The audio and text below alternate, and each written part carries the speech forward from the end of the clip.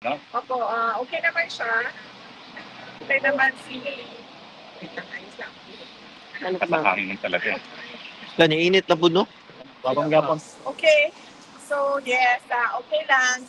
Si former President Duterte, sabi niya, tinanong ko siya kanina, no, kung ano yung mensahe niya para sa mga kababayan natin na nag-aantay sa labas, nag-aantay ng balita, ah, patungkol sa kanya. At nandito dahil nagpapakita sila ng suporta para sa kanya. Sabi niya, okay lang ako, huwag kayong mag-alala. Yun ang kanyang message. Well, how do you feel po this being your last trip on this visit, and when do you think you can be back? Well, may schedule na ako. Hindi ko pa lang siya ma-announce.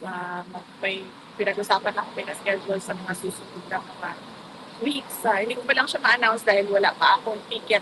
So, nothing definitive until meron ng plane ticket. Pero meron ng travel schedule para sa pagbisita. Wala ba ho siyang bili naman sa inyo? Sa akin, wala naman siyang yun na, yung bili niya is yung kanyang yung wag na daw siya bisitahin, wag na daw siya balikan dahil nakakaabala daw. At sagot ko naman sa kanya, sabi ko, hindi pwede yon dahil ang daming nag-aantay doon sa labas na gustong bumisita sa'yo. Eh, hindi sila makapasok. Kaya kami yung pumapasok para mapaabot namin sa iyo kung ano sinasabi nila at mapaabot mo naman sa amin kung ano yung gusto mong sabihin para sa kanila. So yun Sa politika po, wala kayo napag-usapan? wala kaming napag-usapan sa politics eh. Napag-usapan namin yung hopelessness, sabi ko yung hopelessness and frustration ba sa government. Yun ang napag-usapan namin na doon. Pero sa politika, wala kaming napag-usapan kanina na politika.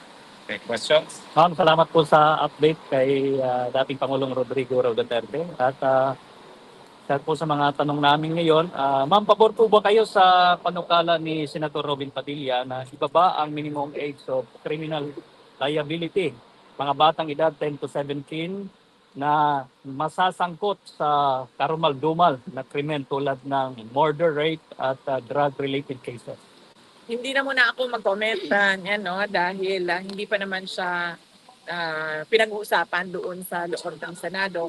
Kapag meron na silang mga committee hearings, we will make sure na the voice of the Office of the Vice President will participate in the committee hearings of the proposed bill of Senator Robin Padilla. Thank you, ma'am. Ma'am, sang-ayon po ba kayo sa paraan ng anunsyo ni DILG Secretary John Vic Remulla na suspension of work and classes na may halong biro? Marami po kasi mga netizens ang nagsasabing dapat seryoso at may malasakit ang ganitong mensahe, lalo na't kaligtasan po ng publiko ang nakataya. Yes. Ano ang biro? Sinasabi niya mga abangers, ganito, in the manner that it was actually put out for the public to actually read, ma'am. Sinasabi niya mga abangers, ito pong update, mga abangers, ganito ganyan.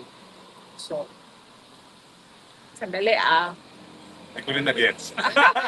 Hindi ko wala kasi ako ang hindi ko alam, hindi ko nakita, hindi ko nabasa, so mahirap mag-comment. Pero na-verify na ba na hindi siya parody account or fake news? yung official talaga na Facebook page ng DILG, ma'am, sinasabi niya, for example, there's a class suspension sa different cities. In the manner na sinusulat niya, mga abangers, class suspension. Sandali. Official DILG. DILG account. And na-verify na ninyo. May blue check. Sige, so official DILG account, na-verify ninyo and nagbibiro. Yes. On the manner na Hindi naman na-hack. Well, we don't know that. Di ba? Kasi consistent yung Eh, sabi ng mga netizens na dapat daw seryoso ang malasakit sa ganitong mga mensahe, lalo na't kaligtasan ng publiko ang nakataya. Well, unang-una, gusto ko lang malaman kung official Yes, ma'am. DILG account. At pangalawa, hindi siya na-hack. Okay, and hindi din siya fake news. Confirmed yan lahat, ha? Tulad lang din yan noong sa Office of the Vice President. Merong Vice President at merong Office of the Vice President. Iba yung institusyon, iba yung tao. Yes. Okay? Kaya kami merong spokesperson for the Office of the Vice President kasi yung institusyon, meron silang mga ginagawa na trabaho, may projects, may serbisyo, at merong boses yung Office of the Vice President. So, kapag nandun ka, makikita mo, very professional yan sila. Pero pagdating naman sa Vice President, ako, yung tao, iba din yung boses ko. So, kung galing yan sa DILG official account, na sinasabi ninyo, confirmed naman na DILG official account, they have to be professional. Hindi ko sinasabing hindi pwede maging professional ang pero the person can express, has the freedom of expression. An institution does not have the freedom of expression. Kasi ma'am, yung mga kababayan natin, they are a little bit surprised yung manner ng ng approach sa pag-disseminate ng information kasi parang ginagawang joke or in a joking way. So, thank you for your comment, Ricky. Oh. Thank you, ma'am. Last na lang po. Ma'am, ano po ang... Ay, sorry. Question lang po, kasi kahapon, nababantay balita ko po sa inyo yung pagtinay ng Pasig Arts sa motion of Pastor Apollo Dulo na ibalita niyo po PRD at ano po ang Hindi, sorry. Hindi namin napag-usapan yung balita na yan na hindi ko napaabot sa kanya yan ngayon.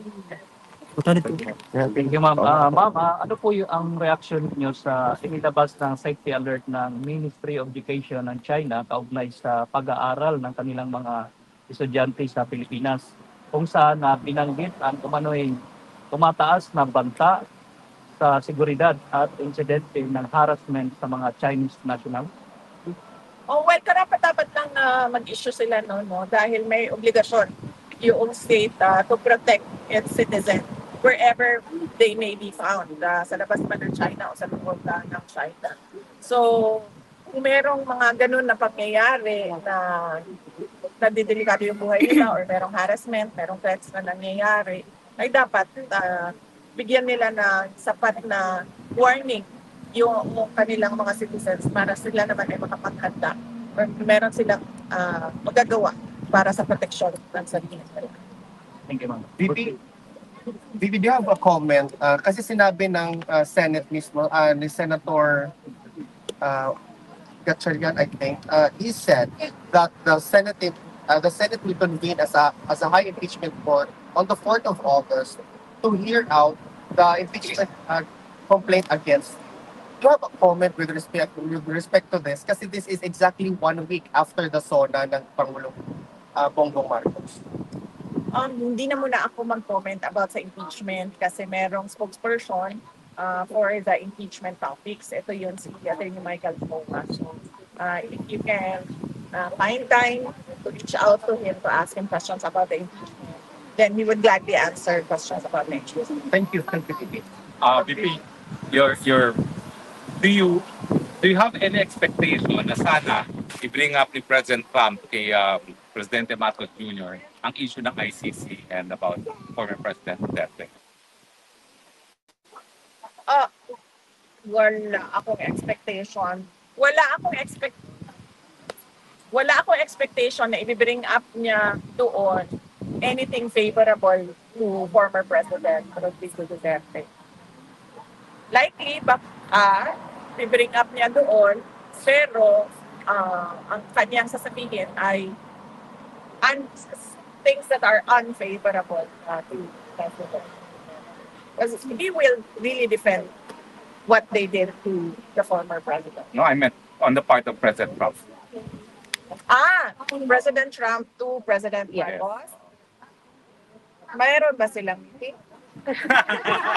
Wala pa po sa special. Wala pa po according to the official schedule. Wala pa po according to the official schedule for the day. Wala. So, Comment ulit. wala.